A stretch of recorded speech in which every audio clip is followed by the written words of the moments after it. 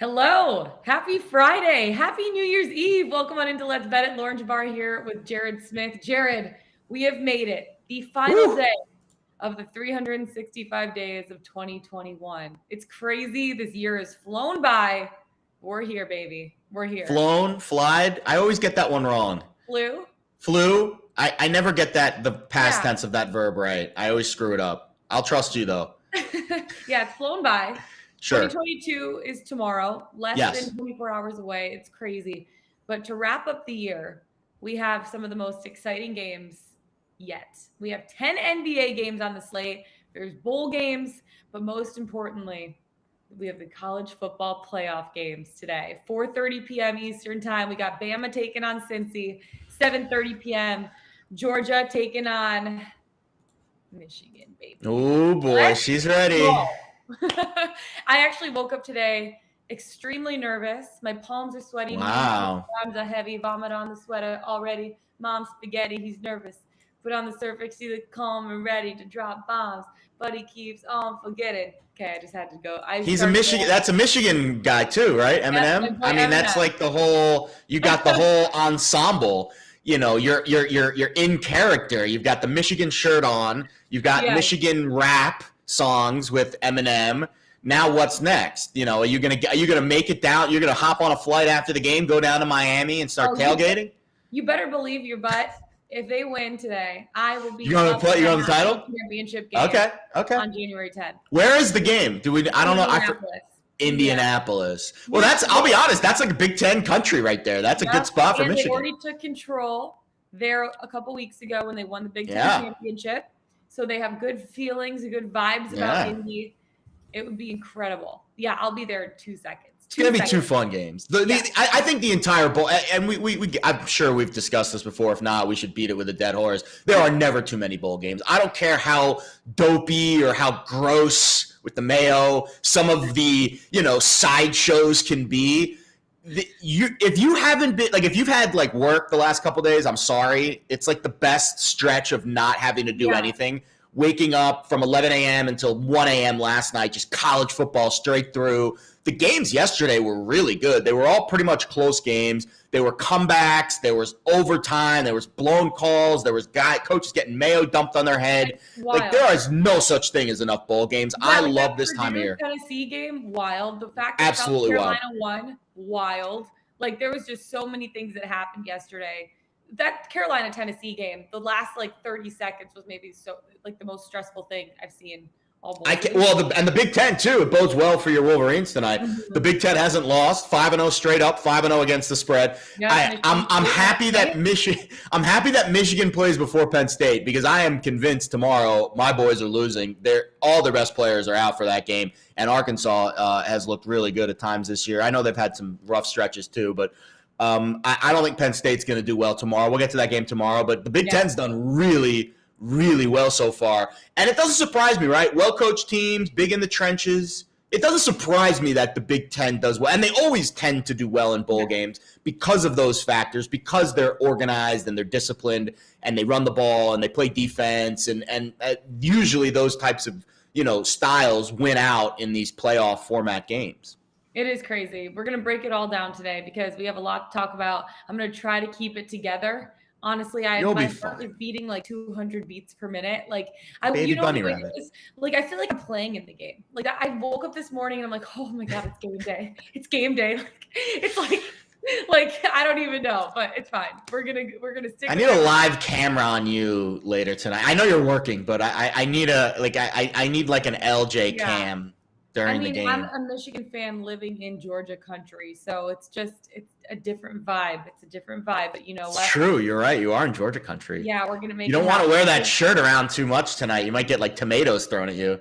I know, seriously. We're gonna break it all down, but first of all, Jared, I want to start out with the NBA morning radar because NBA 10 games on the slate tonight, 20 teams playing. I want to look at some of the movement, especially with all of the COVID situations and issues that are going on around right now in the league. Raptors versus Clippers. How did you see the line move there? Yeah, Raptors, Clippers. Toronto right now laying 7, open 5.5. seeing it move up a point. Clippers haven't been great this year. We were talking about them on Wednesday with Scal. And, they've been kind of below 500 ATS. No surprise there. The biggest mover of the night from what I can see, let's see. We did have a line flip, Dallas and Sacramento. Dallas opened. Actually, no, I take that back. That was just the odds that flipped. The line stayed at -1. I'll be honest, not a whole lot on the NBA board this morning movement-wise. We're seeing Phoenix and Boston. The Suns went from 4 to 4.5. Chicago and Indiana. That's actually, and there's a spot on the website too. A lot of good NBA picks today. One of the NBA picks tonight is the Bulls laying 4.5. The Pacers have been struggling. We did see that line move from 4 to 4.5. Total tick up a point from 219 to 220.5. And again, Indiana's struggling. They've only one cover in their last 6. 2 and 4 in those games, and the 4 losses are all by 8 points or more. And the Bulls beat them last week by 8. Brogdon and also Duarte out, so LeVert's been playing the point, and that hasn't really been going that well. So the depth for the Pacers has really been bad. And Chicago, again, it's not a bad road trip. New Year's road trips can be tough. Holiday road trips can certainly be tough too. I know you've experienced this time on the road, but it is a short trip from Chicago to Indianapolis, so not a whole lot of travel issues there. And I think the Bulls are playing better. I agree with this pick. I agree with the Pickswise, a capper that put it out there today. And if I am going to bet the NBA today, I think the Bulls might be your best bet of the day. Yeah, totally. The Bulls are on fire right now. I mean, the three-headed monster of Levine, DeRozan, and Vucevic. I always struggle with that. Vucevic. Vucevic. But I think like the last couple of games, he's had like over 40 plus rebounds, and like he's been averaging like 30 points the last few games as well. So it's incredible what they've been able to do this season. Timberwolves Jazz. The total went down like 4 points. Yeah, I'm seeing that too. That's a good call. 224 open, 221.5 right now. And listen, I have not been spending a ton of time handicapping these NBA games, so there could be a player that's out for either team there. But I'll be honest, and you tell me this because you're covering game tonight. New Year's Eve with a 7 o'clock tip, that's got to be a tough game for these players to get up for, right? To me on paper, that's how it feels because, they've got a lot of stuff going on, especially if you're at home and your family's pulling you out and, hey, we're going to this party tonight. What are you doing after the game? What's going on? To me, that's a tough game to keep your focus on a holiday, New Year's Eve. That's not like Christmas Day. That's like a big NBA holiday. New Year's Eve, it's like it seems like it's going to be a tough night for some of these teams to kind of keep their focus. Yeah, I honestly, for me, New Year's Eve is always so underwhelming, I agree. I can't stand it personally. Oh my gosh, we have all these fun plans. Yeah, I'm not a big fan of it either. This is happening, that's happening. And it's like every year, it's just like, okay, like that happened. Like, cool. Sounds good. I think, honestly, for a lot of these athletes, too, and just, talking to them over the years, like, holidays aren't as special as they usually are. Like Thanksgiving when you're spending the day in Memphis, like the Hawks, or New Year's Eve when you're playing a game. It just doesn't feel necessarily like a holiday as much as it would when you're like spending time with your family and have time off, et cetera, et cetera. I think these are just like days. You know what I mean?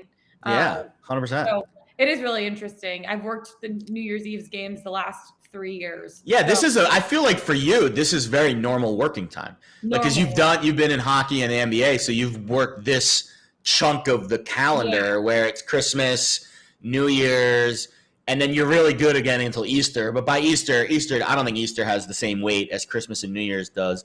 So this is like, I would say tonight, if you're like a diehard NBA bettor, I get it. You're going to be in the markets no matter what. But there's like 3 amazing college football games, 2 college football playoff games, and I would personally not bet the NBA tonight. Like, unless you absolutely have to.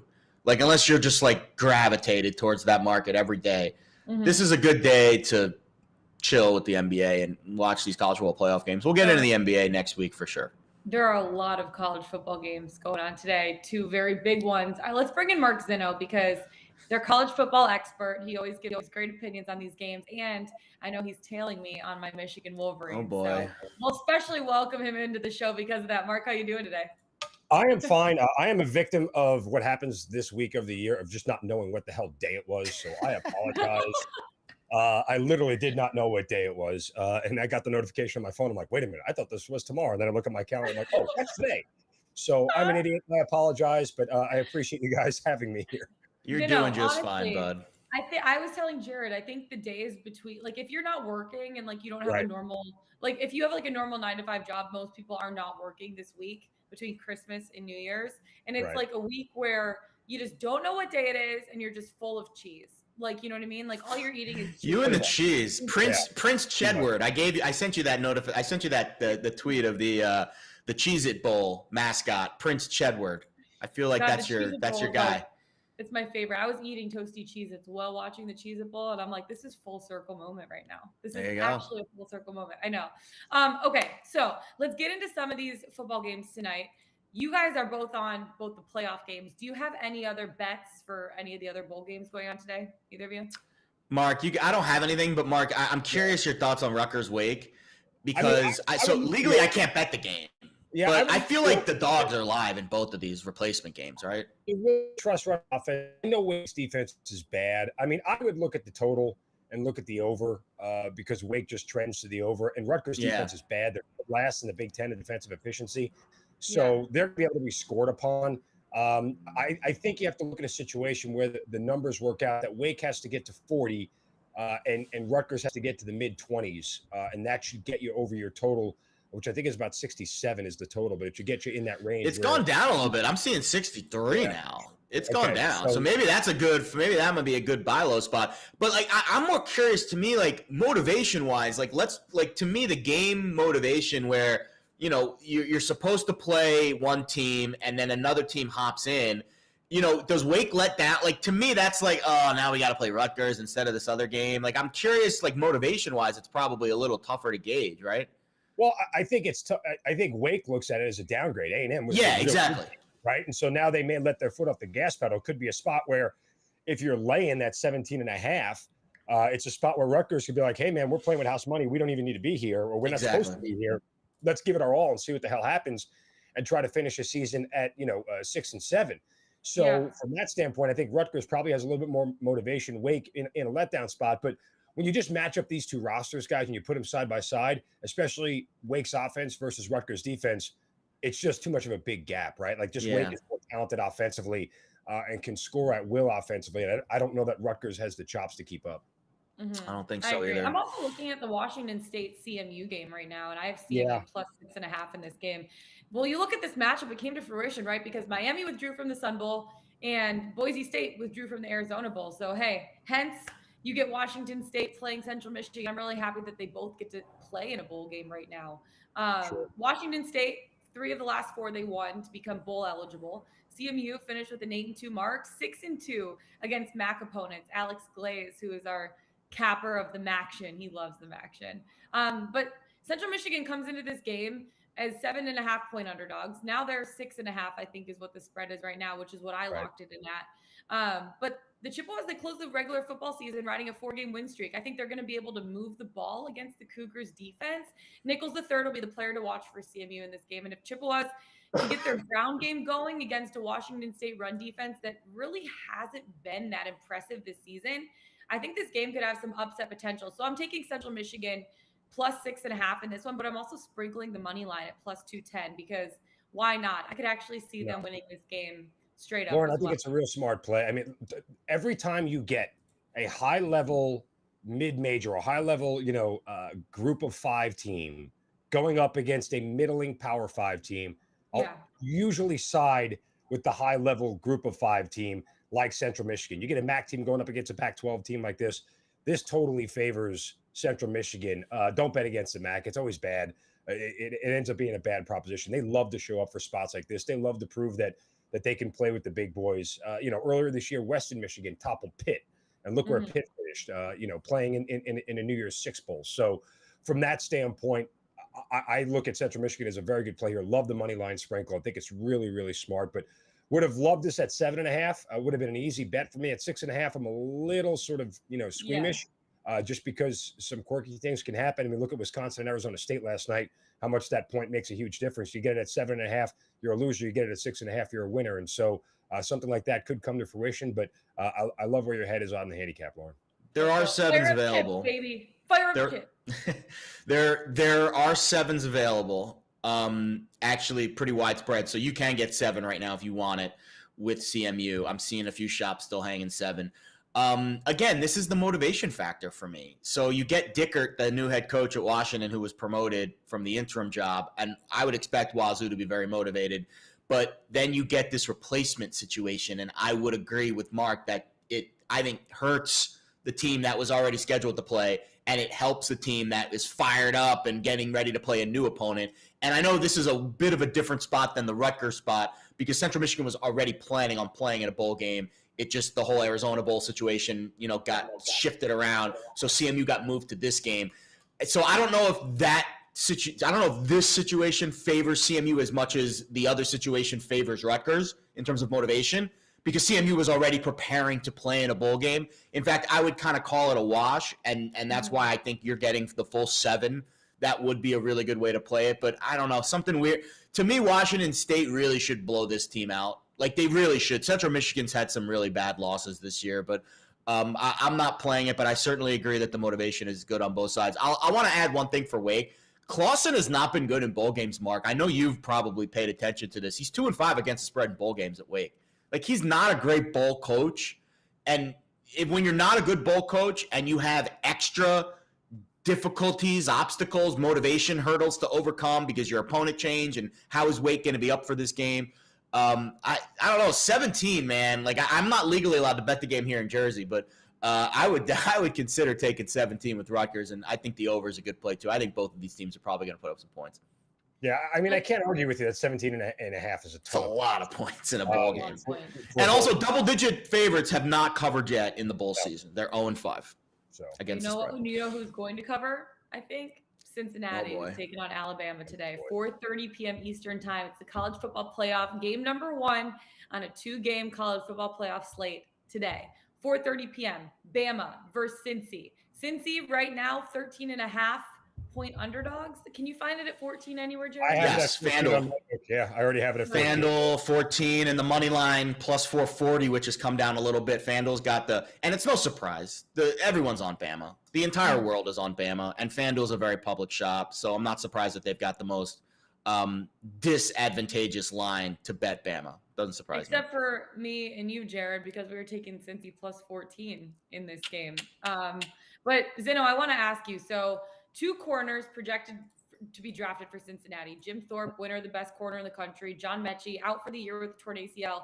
Will Alabama struggle in the passing game more than we expect? Or do you think that they're going to take advantage? The better question is, do they have to struggle in the passing game? And what I mean by that is they could just run the ball right down Cincinnati's throat and not even have to worry about it. Guys, the Alabama offensive line, every single starter is over 300 pounds. The average weight of the Cincinnati D-line, 265. I mean, they could literally just push these guys around. One of their D-linemen weighs 245 pounds. Like, they could literally just push these guys off the ball. If Brian Robinson Jr., the running back for Alabama, is healthy and that lower body injury is not nagging him the way it was in the SEC championship game, and he can carry a full load, what's the reason to throw the ball when you can just go back to old school Saban, ram this ball down their throats for a half, and then once they start collapsing in, then use Bryce Young to open things up and take advantage of mismatches and things of that nature with play action?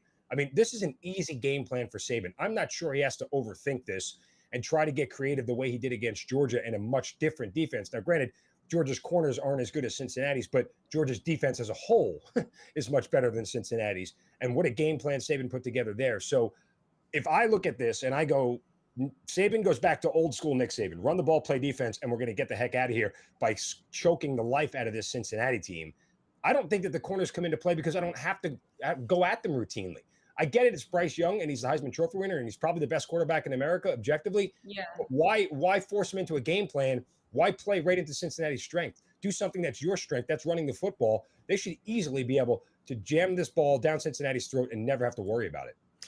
Yeah, I don't mind that handicap at all, actually. That makes a whole lot of sense. The one pushback I'll have because of the corners, it will allow Cincinnati to move that extra man into the box and force Alabama to try to throw the ball. And I think those corners will be on an island all night. I think they will be up for the challenge. And you're right. That's going to be the push and pull in this game. That 8th man in the box, how much will it affect the running game?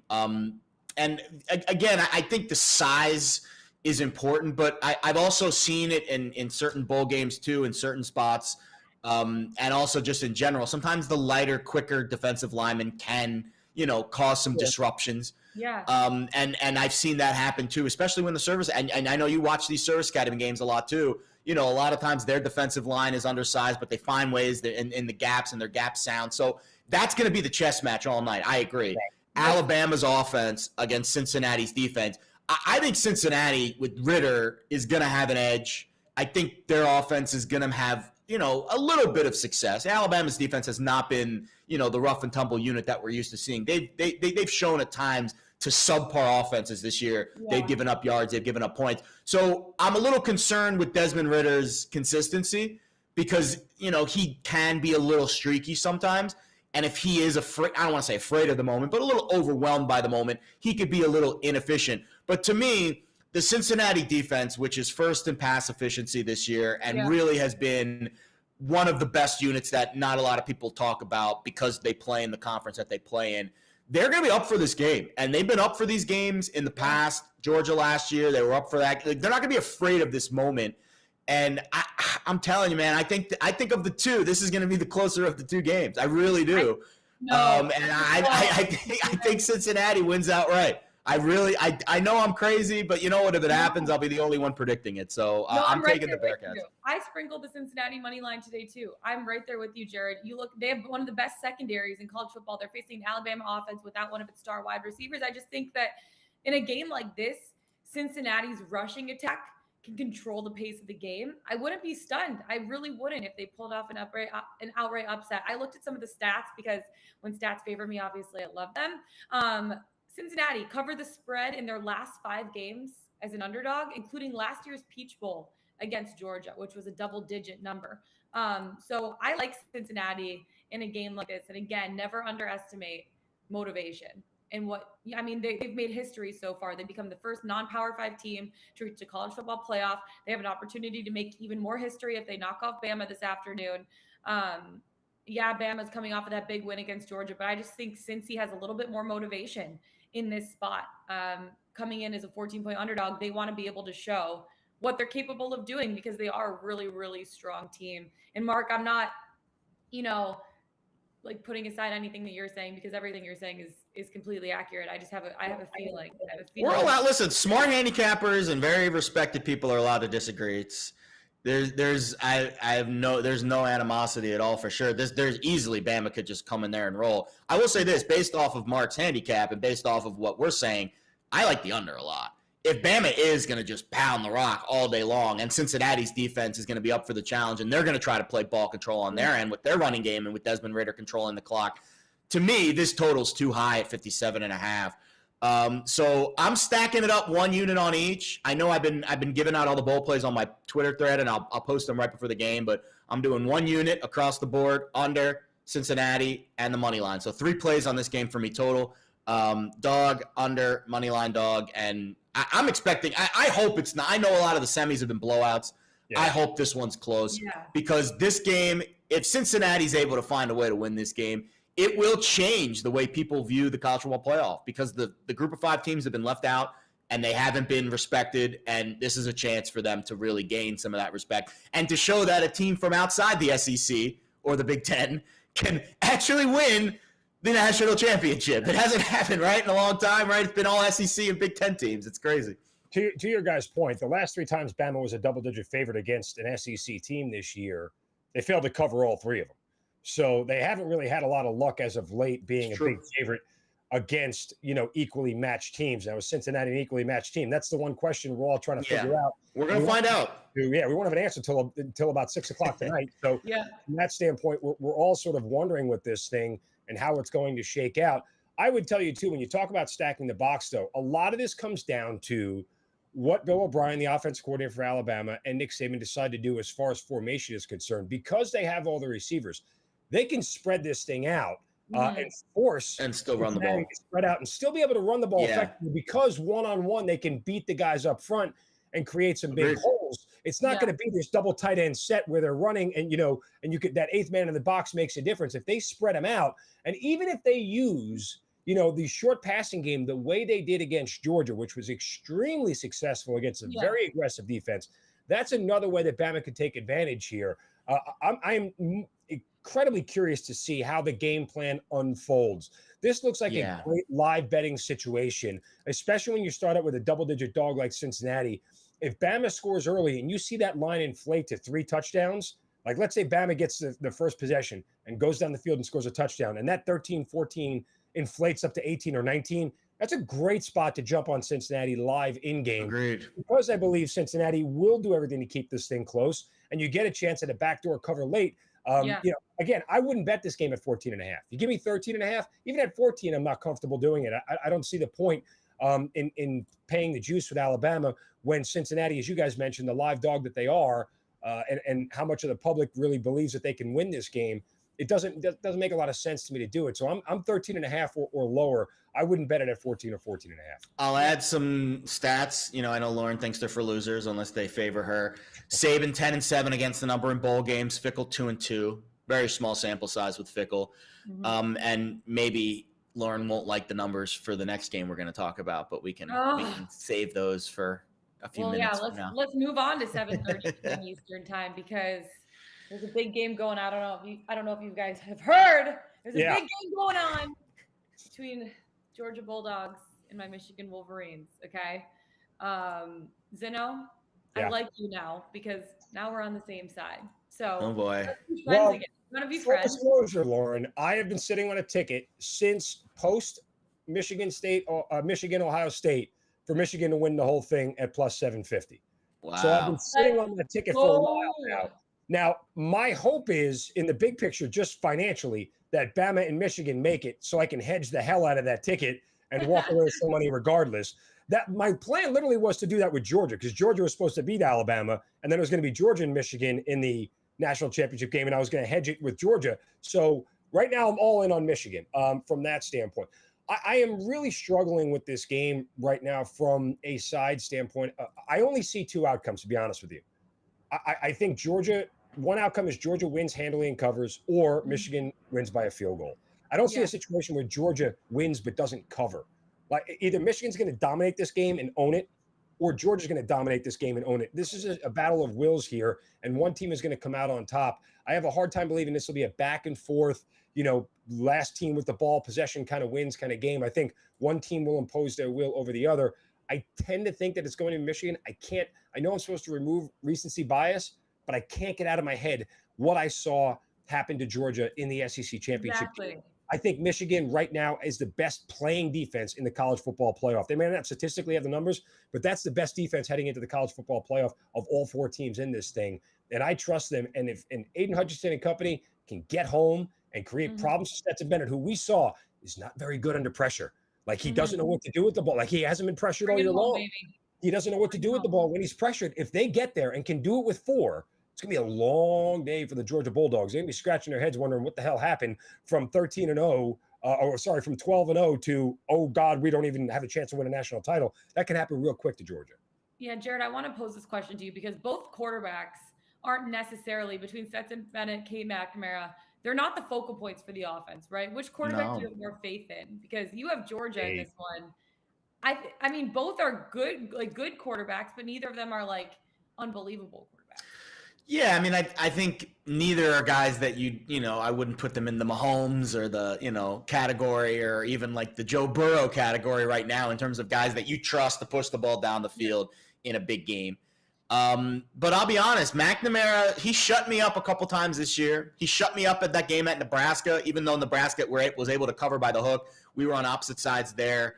The Penn State game, I was huge. I love Penn State in that spot, not just because of my affiliation to the school, but the spot for Michigan too, with the line movement and all the times that I thought Michigan were the non-sharp side this year, and the public was really backing the Wolverines, and Cade McNamara's on the road, and I made fun of him a couple times, called him Jerry McNamara. He shut me up. So I don't want to downgrade his ability, because he's come up big in some big spots this year. I will say this: the situation revolving Daxton Hill is important. I'm hearing this morning our producer Justin said he is going to play, but I watched that interview between Marty Smith and Jim Harbaugh yesterday, and they were both kind of cat and mouse gaming each other. Jim, you could tell like that interview is, if you want good TV or awkward TV, watch that interview between Marty Smith and Jim Harbaugh yesterday, because Marty's one of the best in the business, and he was trying to get it out of him, and Jim just kept dancing around it. But listen, this Georgia defense had 3 weeks to sit and stew after getting blasted, giving up 41 points to Bama in that title game. So I would expect them to be – I know it's the college football playoff. Obviously, they're going to be motivated. But they are going to be flying around the field tonight, I think. And when Michigan's faced good rushing defenses this year, they didn't run it well against Wisconsin, 2.5 yards per carry. The Badgers turned it over 3 times in that game. That's why Michigan won 38-17. Against Penn State, they were down in that game late. They only averaged 3.5 yards per carry on the road against a great rushing defense in the Nittany Lions. And then McNamara made a couple of throws late that won him the game.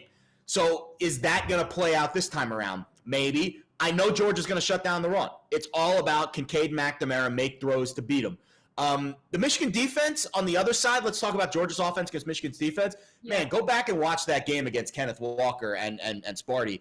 And Michigan's defense, when you've got 2 guys like Ojabo and Hutchinson, who are the best duo maybe in the country, the way to negate that is to run at the pass rushers. Because they like to rush the passer, they don't necessarily hold up as well when you're slamming it down their throat.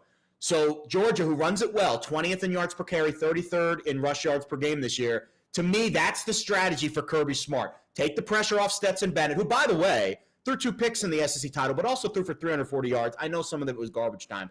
But to me, it's Georgia cramming it down Michigan's throat, taking the pressure off Bennett, and it's Kirby Smart against Jim Harbaugh. Who do you trust more? Well, Kirby Smart's 5-2 against the number in bowl games. Jim Harbaugh's 3-4.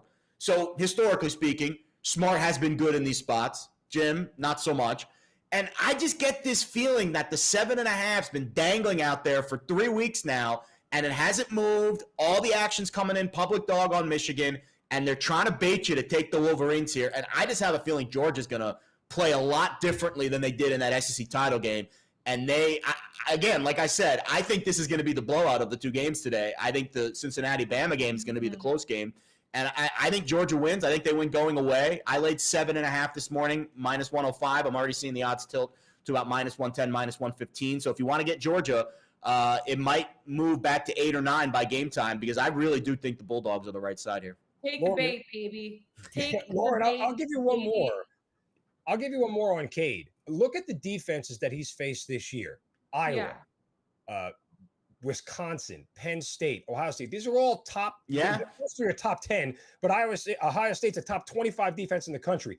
Yeah. He is okay facing these tough defenses. He knows how to take care of the football. He's also smart enough to be willing to throw it away, let his team punt, put his defense back on the field, and keep the game close and not make mistakes. Stetson Bennett hasn't had to do that. The one time he did, it was Choke City, and all of a sudden, 2 picks later, this team is down by 14 points, and they're scared. I trust Cade McNamara so much more.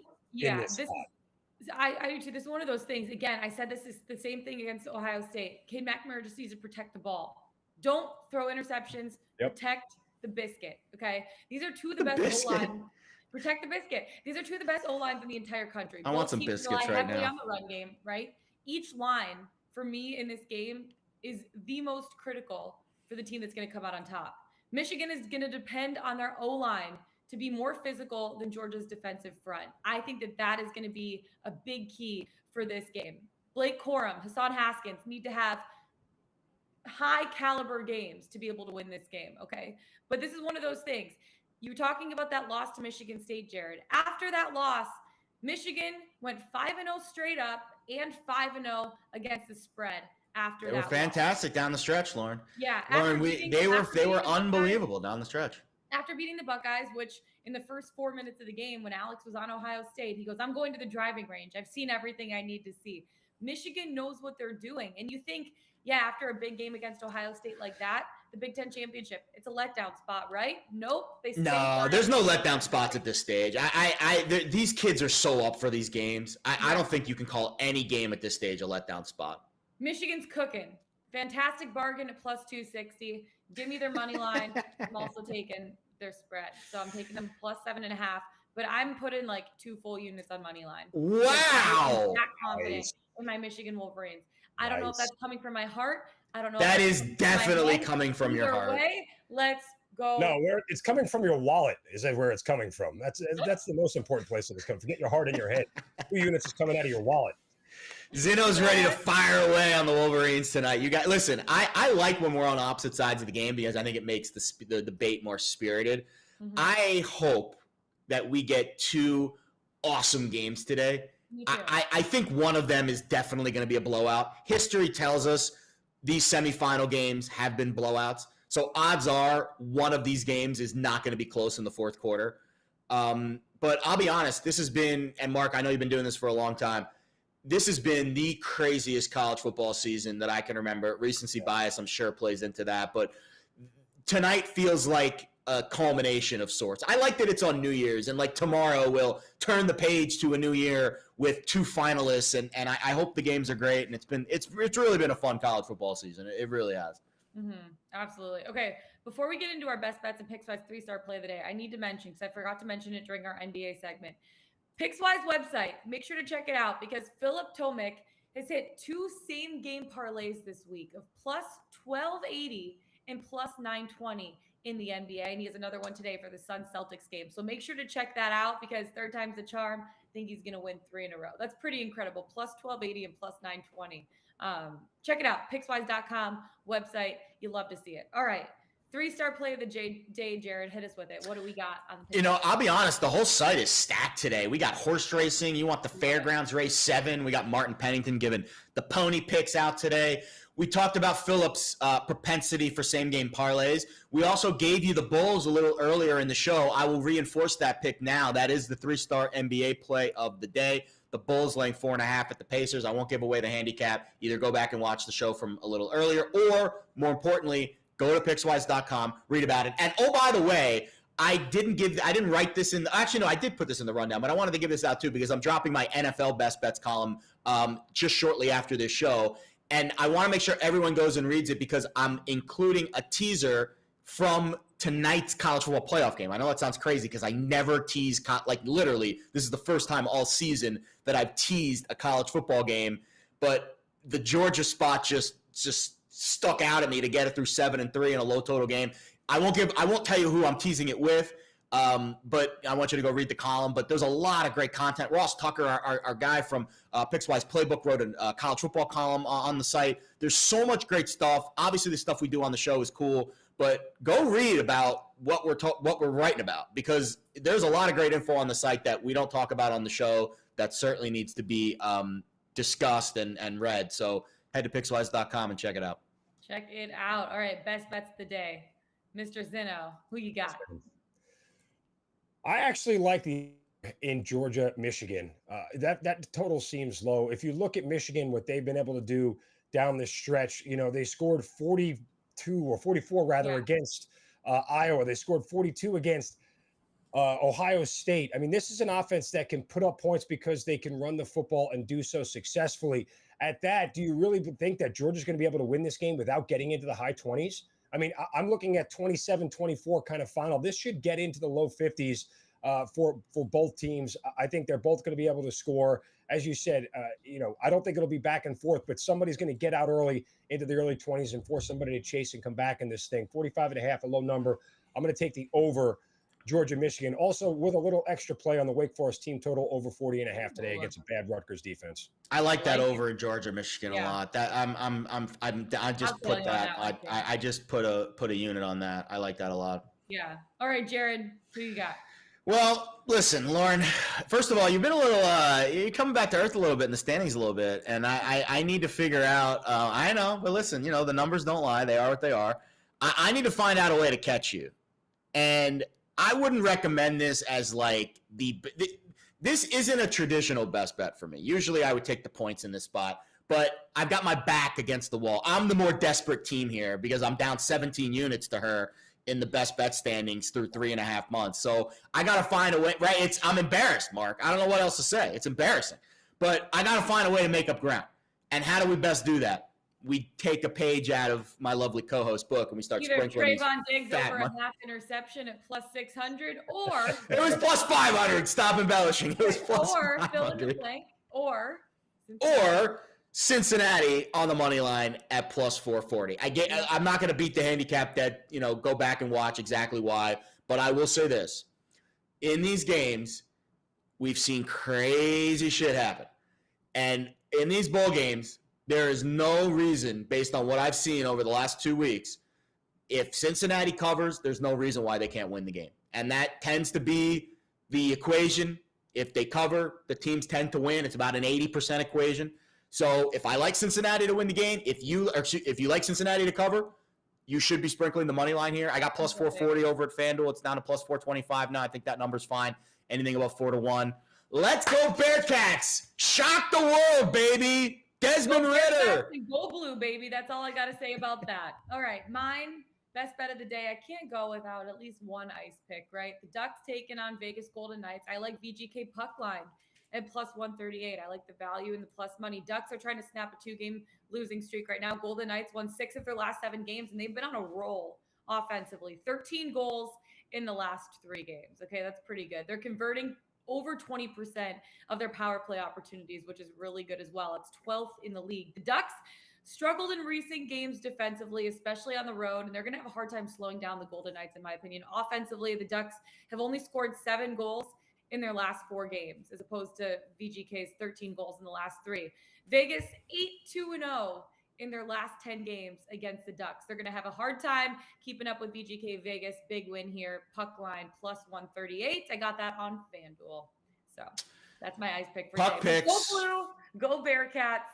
That's it for us today, my friends. Find us on the Pickswise YouTube channel. Go to pickswise.com. Read all of the awesome articles that we have. A lot of 3-star play of the days today. Jared Smith, Mark Zinno. I'm Lauren Jabara. Best of luck tonight, you guys. Best of luck. Let's go. We'll see you tomorrow. Happy New Year. Wrapping up 2021. We'll see you next year. Let's get it. Let's bet it. I hate myself for that. I knew you were going to do that.